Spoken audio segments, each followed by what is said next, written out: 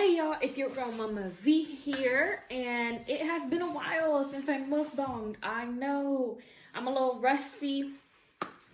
So yes, before we jump into a quick update after the 2-3 months I've been MIA from filming, if I have a Pollo Loco here, I just want a little bit of like healthy-ish food, but not like too healthy, because I just need some, some soul food. This is obviously not soul food, but just emotional eating kind of thing. So I got some sweet tea here, and then I have a chicken. Let me open this up for y'all. I hope you guys are doing good. It's been so while. I've been meaning to do this for the longest. We got some chicken salad there. We got some chips. All my sauces on this side. Some churros and some tacos. So this is like a low carb special taco that they have. And then this one is, actually this one's a low carb one. They're both chicken. Y'all can't even see that. I just don't want everything falling everywhere. But this salad though, look. I'm excited to put some hot sauce on it. This is my favorite sauce as of right now. If you're not into super spicy, they have a step lower. It's like the tapatio color, and then this one is the sweet habanero. Is definitely hotter. So yes, y'all, I've been MIA. Multiple reasons, and some no reasons at all. But as last time I talked to y'all, I was talking about a story time and weight loss and all that. And so your girl's doing good, been going strong. This after the holidays, a little bit rough to get back onto the boat of like eating healthy and working out. Working out is not bad for me. Like I can do that. It's the eating that's the challenge, y'all. It's the eating, because you get bored, especially I'm still working from home. Everything is they just lifted the stay-at-home orders I think earlier this week. So yeah, and you just be eating. And so this is supposed to be some creamy sauce. That's good. That is good. Oh, and I got some broccoli here. Broccoli. Steamed broccoli as a filler. But yeah, your girl's doing good. This is the most weight I think I've lost ever. And the journey is going. I think it's a mixture of like, I don't want to be obsessive about the scale, but I also want to be able to like track my progress and like check myself of like, hey, you're slipping into bad habits. Going good so far. I've been majorly grateful because my uncle, who actually is a rugby trainer, they haven't had rugby because of COVID. And so he's been training us on the weekends, and it's a little like, outdoor activity I can do. It's like the most outdoor activity I do during the week. So, yeah, because I do a lot of videos working inside. Gyms are closed. I wouldn't even want to go to one right now. Look at that. You want a bite? Got some chicken there. Had to pray real quick. So, yeah. I'm gonna need to put some hot sauce on this salad, y'all. A little oomph, A little oomph. They had a tortilla salad or like a tostada salad, but then I was like, no. I already got the chips going and whatnot. So yeah, that is going good. That part of my life is going good. The holidays came, and I just really wanted to enjoy the holidays this year. So I didn't really do a lot of filming.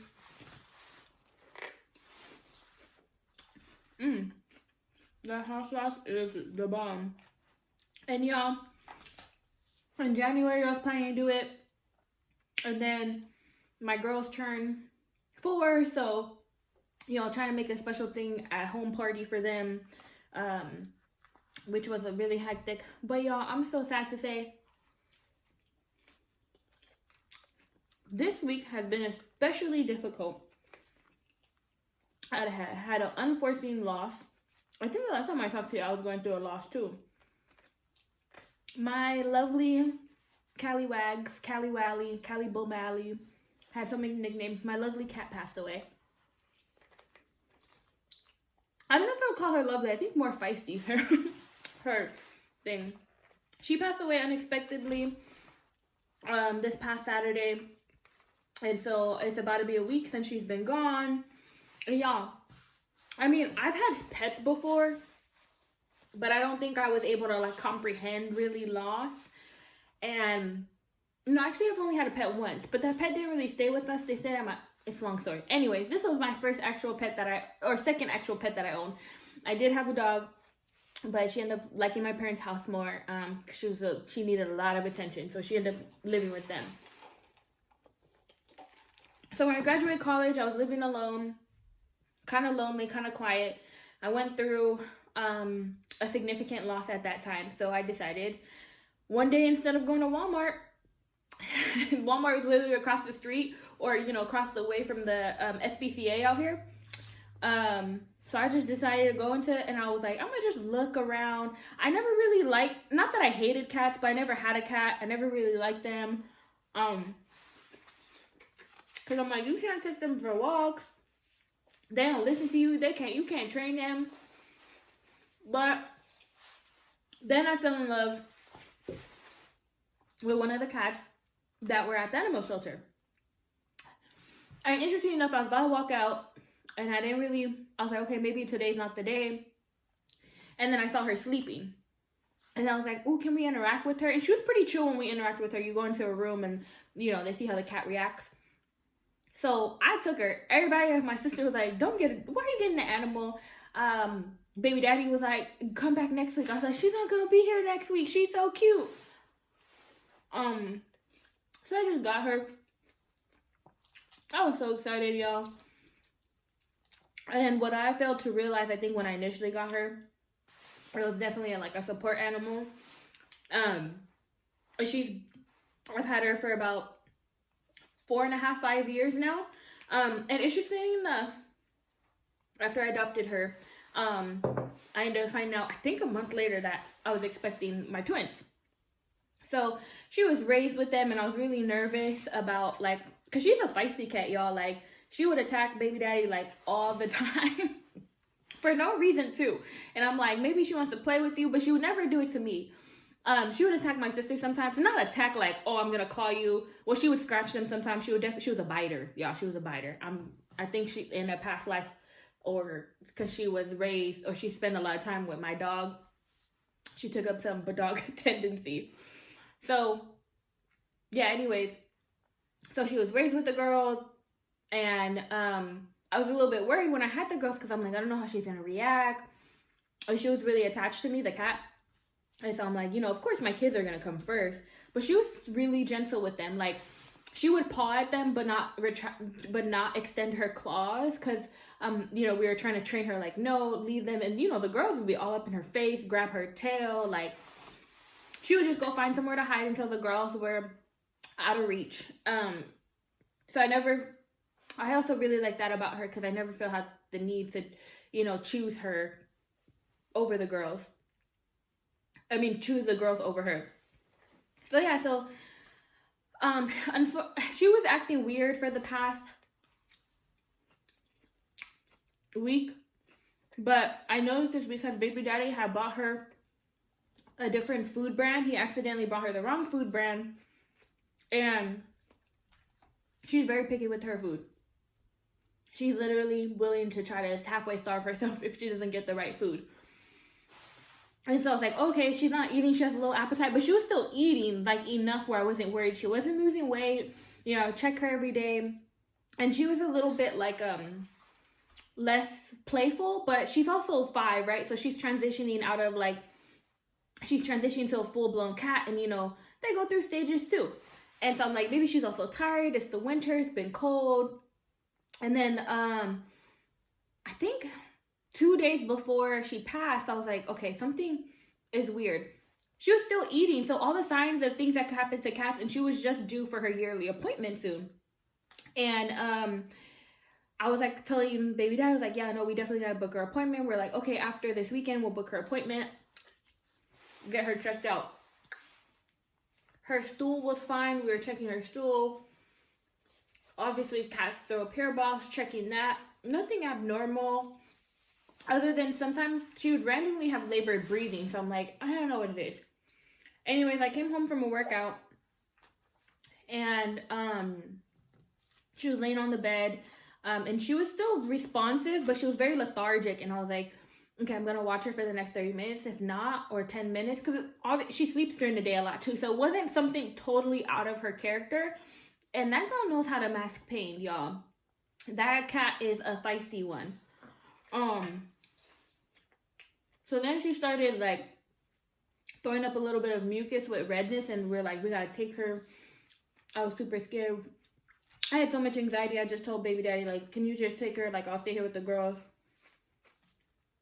And not more than when he arrived there, she was in critical condition. She had a faint heartbeat, but not enough to keep her body going. The vets did all that they could. They were super sweet about the situation, but you know, they let us know we have to make a decision. It's not looking very good. So I said, let's just stop CPR, because I saw her, she was in pretty bad condition.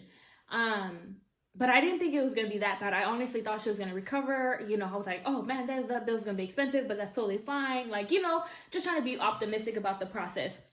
But when they told us, like, yeah, it's not looking good. So what happened is she had undiagnosed heart disease, heart failure. And so that caused her lungs to finally slowly fill up with fluid because her body's not functioning well. And yeah.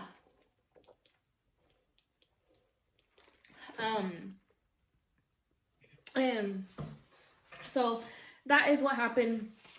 And I think in a way, I don't know, I'm trying to look for signs to make a little bit light out of the moment, or happiness, or find a meaning in a lot of things. I was like, okay, let's just stop CPR. And if she can't, you know, breathe on, she wasn't breathing on her own either, guys. Like, they literally had her hooked up to oxygen, like, and they're doing CPR on her. And I was like, okay, just stop. Like, if she doesn't survive after we stop the CPR, let's just let her go. They said they would give her medication to give her go peacefully. And I was like, okay. They gave us 5 minutes to make the decision. Mind you, baby daddy's there. I'm here. We're on the phone. And I'm like, I'm on my way. Maybe they'll let me see her, whether or not she's still here or not. Like, I still want to see her.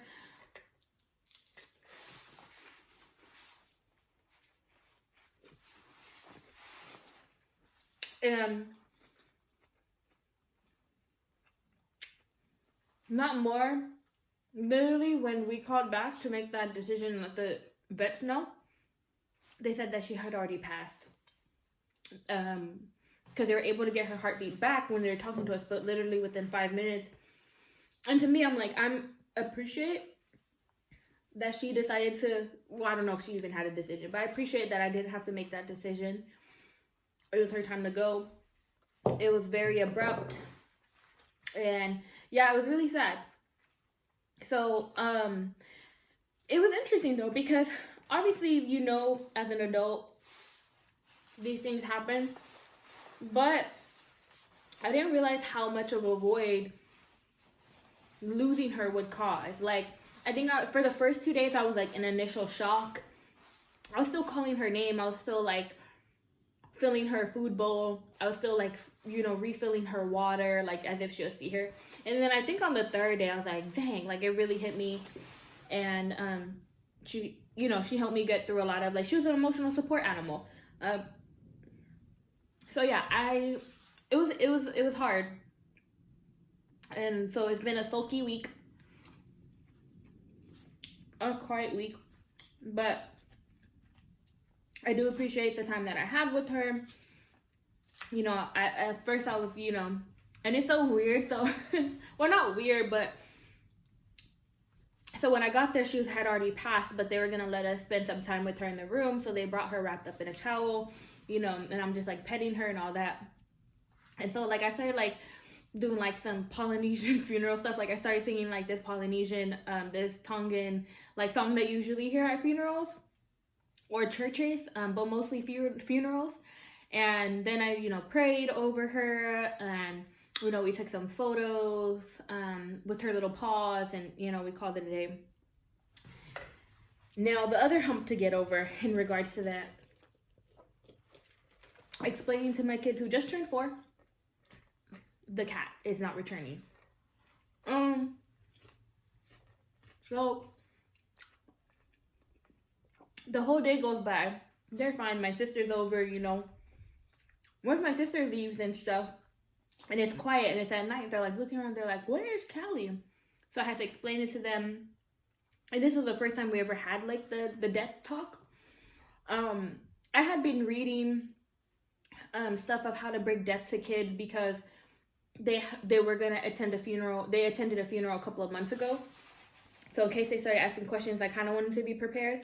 So I had some of that in my toolkit, but they didn't really understand the permanent situation of death. And so when I finally explained it to like one of my youngest daughters, she was bawling, y'all. I was not ready for that reaction. I didn't know she was gonna really comprehend it, but she was crying. Like she had like, you know, like the like I felt so bad. And so I was like, do you want to call like Tita? Do you want to call Grandma? Like maybe they'll make you feel better, help you talk to the situation. Because I think she was also just feeding off of my emotions, and I was very emotional. So I just wanted her to, you know, talk it out and, you know, express how she feels. And I was also just trying to validate, like, I think at a point I was also trying to hold my own emotions because I also wanted to be very present there for hers and, you know, acknowledging, validating it, letting her feel anger, let her feel sadness, let her feel confusion. And so yeah, so that was quite interesting. And for the 3 days after she passed, it was like a constant reminder. They're like, "Oh, are we gonna pick her up from the vet?" And I'm like, "No, remember we talked." And one advice that I would put for parents who haven't talked about death yet, I know y'all, this is a heavy topic after I've been gone for long. I promise I'll come back with a story time and be my upbeat self, but this is low-key therapeutic for me too. To just get it out. So it was like every day reminding them, you know, we can't get her, remember. And shout out to one of the articles I read online. It was like try not to, the advice was essentially try not to sugarcoat dying. Like don't use passing away, because passing away is not like, it's like it's not a direct way of saying it. And, you know, don't say, oh, you know, they pass on to the next life, because that's also hard for them to conceptualize. What do you mean next life? So they're like, just say die, because it's permanent. It's straightforward definition. So that was the word I was using. Like when I told their dad, you know, died, and I'm telling you, I was telling their dad, you know, say the word died, and not to use pass away. And it was interesting because my other daughter, who like we say she has like a third eye, what other people might call it, the sixth sense. She was like, "Mom," the next morning, she was like, "Mom, I see Callie." And I was like, "What do you mean you see Callie?" She was like, "She's fine. She went to the vet. She got better. And like, but she had to go. She had to go. She got to the vet, but she had to go. And I saw her playing and she's happy." And I was like, "Oh, that was really sweet. That warmed my heart." Interesting enough, like, she really wanted to stay in the closet.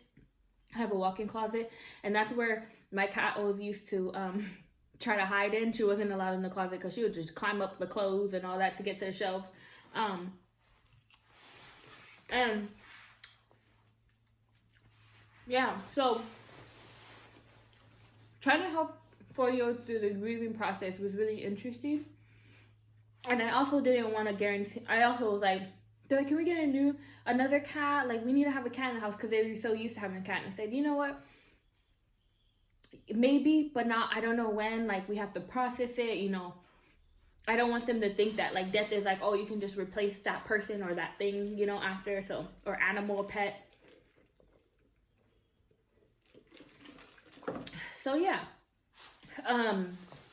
that is essentially how that went. But yeah, it was really interesting. But what it came to me to think about is I've experienced a lot of loss. I'm sure everybody.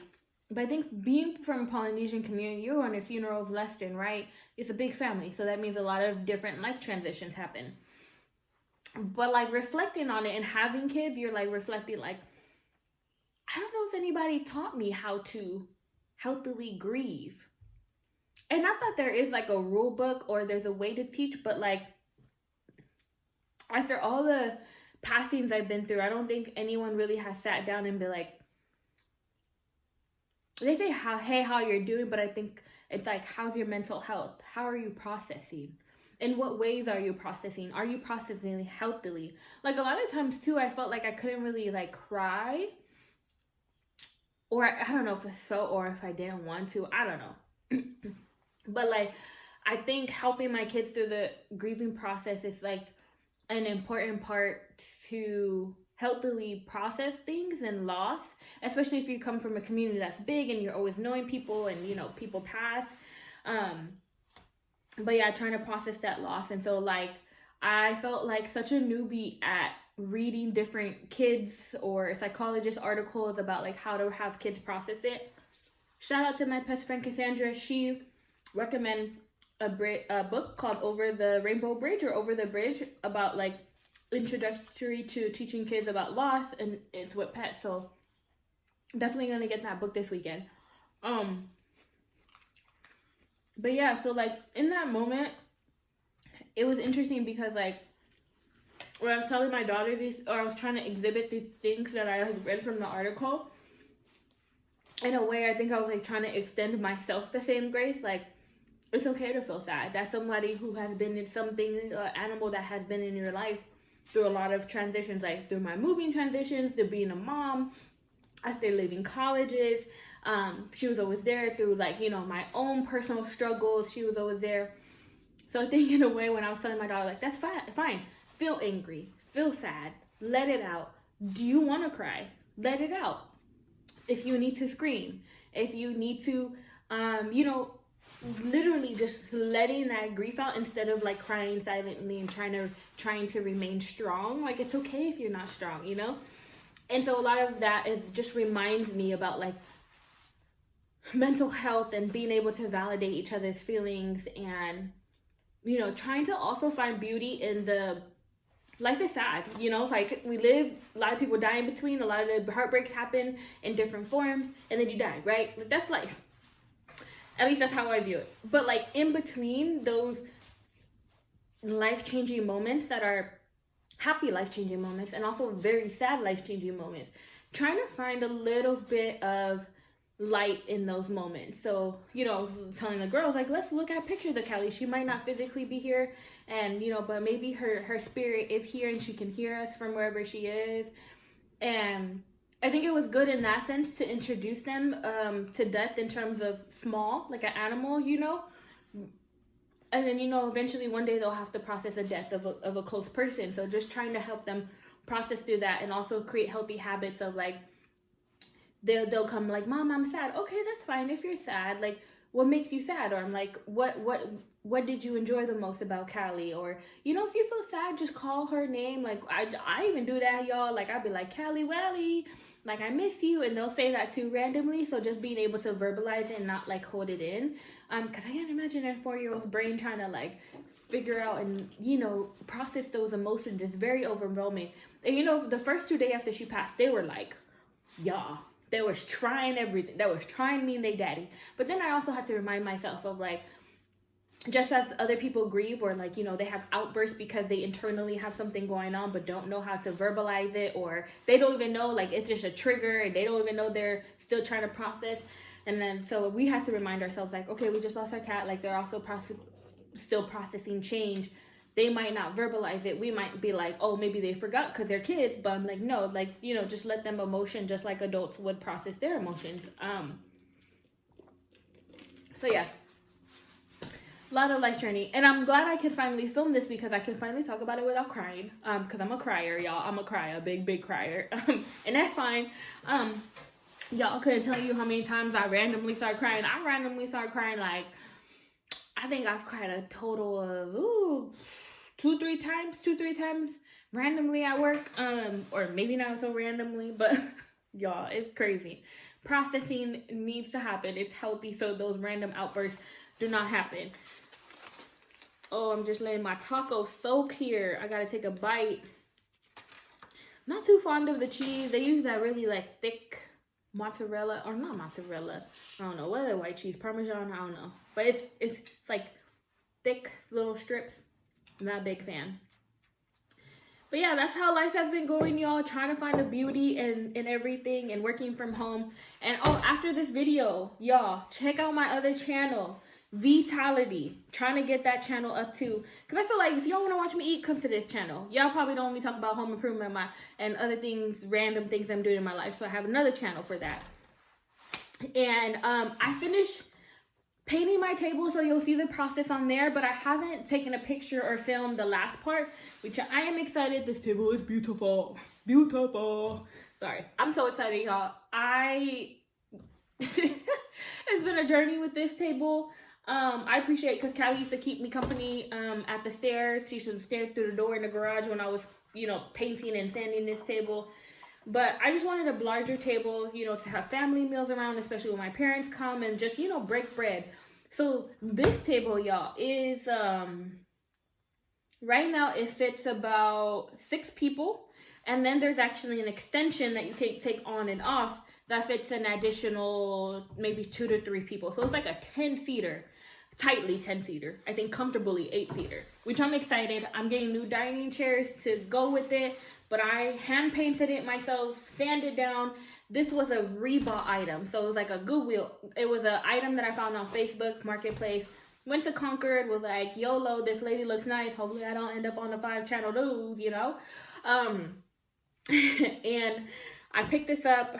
Lovely friend me helped me put it. I didn't realize how big and heavy it is. This is like real wood. This ain't your IKEA wood. This is real wood, like, you know.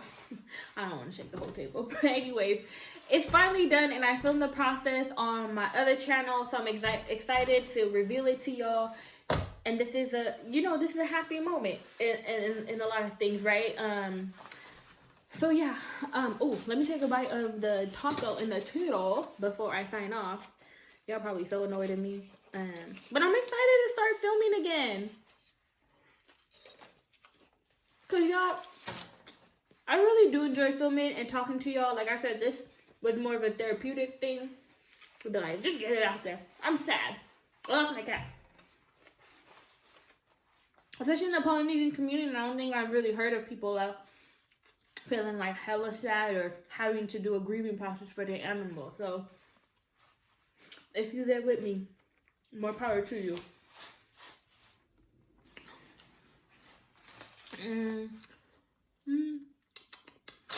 I was okay. I don't remember the last time I had El Pollo Loco, and I think last time I did, I had like 1 taco from them.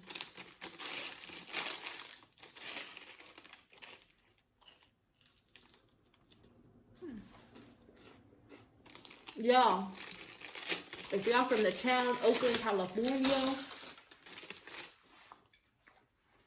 there's this churro spot near Fruitvale Bar Station on the back in that little plaza. Yo, they have churros that are filled with caramel, however you say it, chocolate, and chocolate. You can choose. Yo, the one thing I like about this, because the caramel is so light. I'm not a big fan of caramel because it's kind of thick, you know, and too sugary. That one's so perfect. It's so good. And their chocolate too is a little bit milk. I think it's milk down. Yo, it's bomb. I miss living closer to Fruitvale.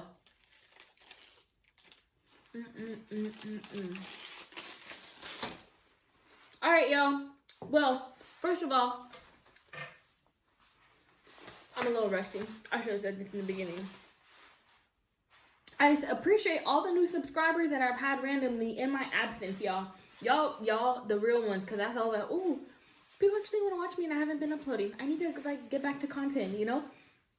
And, you know, mukbangs don't always have to be overeating and about, you know, unhealthy meals. It can be a little healthy with fast food, you know? Life-changing, y'all. Anyways. I'm so excited. Thank y'all for the new subscribers, the old subscribers who have been watching me. I hope y'all more peace and love. If there's anything else y'all want me to talk about or touch on, let me know. I appreciate y'all for wasting, or not even wasting, for giving me your valuable time of watching this video. And there is more to come. Your girl, Mama V, is back. All right, y'all. Peace and love.